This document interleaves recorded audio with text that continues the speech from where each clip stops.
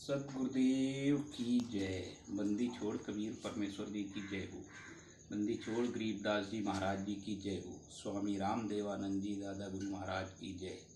बंदी छोड़ सदगुरु संत रामपाल जी भगवान की जय हो। सभी भगत भाइयों को, सत साहिब और जगत के लोगों को जय श्री राम, जय श्री कृष्णा, राधे राधे, नमस्ते और जय श्री राम आदि। भगत भाइयों और जगत के भाइयों, जो संत रामपाल जी महाराज के विषय में तमाम भ्रांतियां लोगों के बीच में फैली हुई हैं, तमाम तरह की अफवाहें चल रही हैं। कोई कुछ कहता, कोई कुछ कहता। किसी को जानकारी है तो वो बता नहीं पाता, और किसी को जानकारी नहीं है तो वो क्या बताए। और जो उनके तमाम अनुयायी हैं, 99% अनुयायी भगत जी, वो 99% अनुयायी बिल्कुल भेड़ चाल में चल रहे हैं।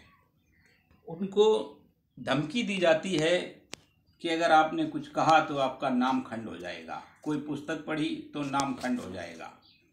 कोई ऐसी वैसी बात की तो आपका नाम खंड हो जाएगा। भगत जी, संत रामपाल जी के विषय में जानकारी के लिए एक पुस्तक है जिसका नाम है ज्ञान अमृत एवं षड्यंत्र का विष। ये पुस्तक है ज्ञान अमृत एवं षड्यंत्र का विष।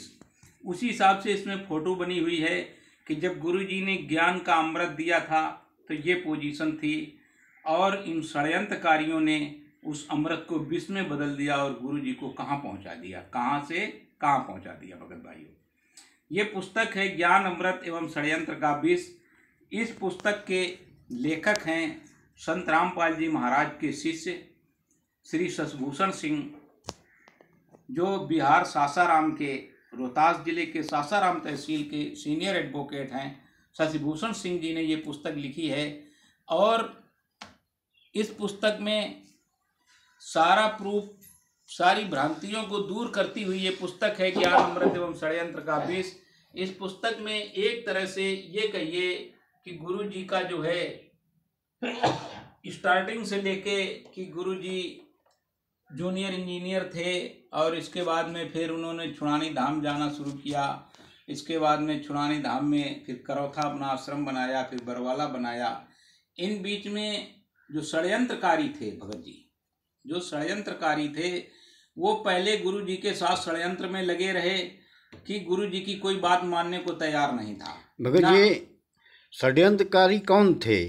षड्यंत्रकारियों में सबसे पहले उनके परिवार वाले, फिर नाते रिश्तेदार, ये षड्यंत्रकारी थे।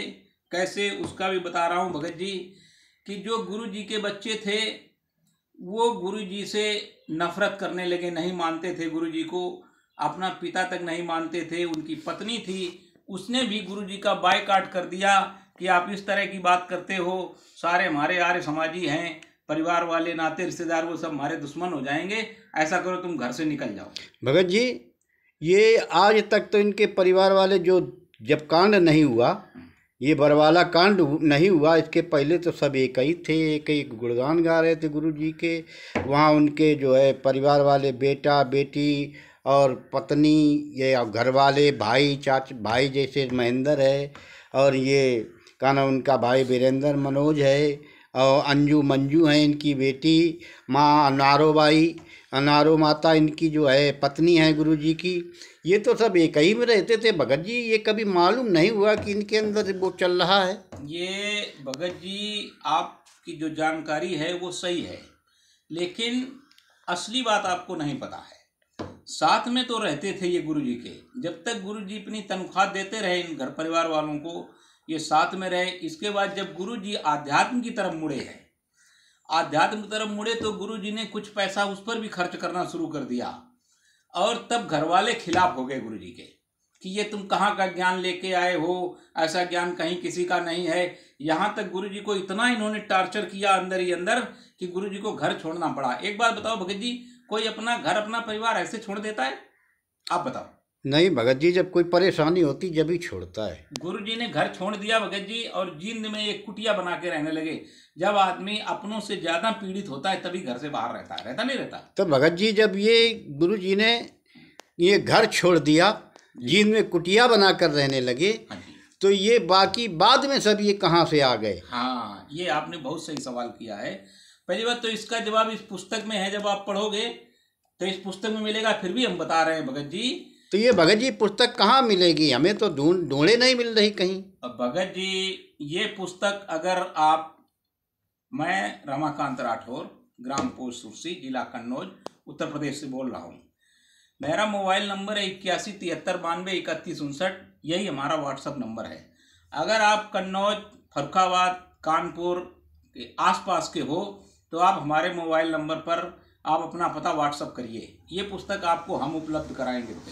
लेकिन भगत जी एक बात बताओ, ये पुस्तक पढ़ने के लिए तो हमारी इच्छा कर रही है और हम संत रामपाल जी के भगत भी हैं। अच्छा, लेकिन अब ये मैनेजमेंट वाले जो हमारे ये जिला कोऑर्डिनेटर हैं, तहसील कोऑर्डिनेटर हैं, स्टेट कोऑर्डिनेटर हैं, जैसे संजीव हुड्डा हुए, उन्होंने और ये मैनेजमेंट वालों ने ये पीला पर्चा निकाल दिया है कि सतगुरुदेव का आदेश आया है कि इस पुस्तक को नहीं पढ़ना है, क्योंकि ये बिहार के सासाराम के रहने वाले श्री शशिभूषण यादव जी, उनके द्वारा लिखी गई है, जो गुरुद्रोही हैं। क्या ये गुरु जी के ये गुरुद्रोही हैं, या ये पुस्तक पढ़ने से हमारा नाम खंड हो जाएगा? भगत जी, आपने नामदान कब लिया? 2012 में लिया भगत जी। अच्छा, तो गुरुद्रोही की परिभाषा भी मालूम होगी आपको? नहीं गुरुजी, आज तक गुरुजी ने गुरुद्रोही की परिभाषा ही नहीं बताई, तो हम आपको कहाँ से बताएं भगत जी? हम बता रहे हैं आपको। गुरुद्रोही या कोई द्रोही माने दुश्मन। हाँ, जो दुश्मनी का कार्य करे वो द्रोही हो जाता है। ठीक है जी।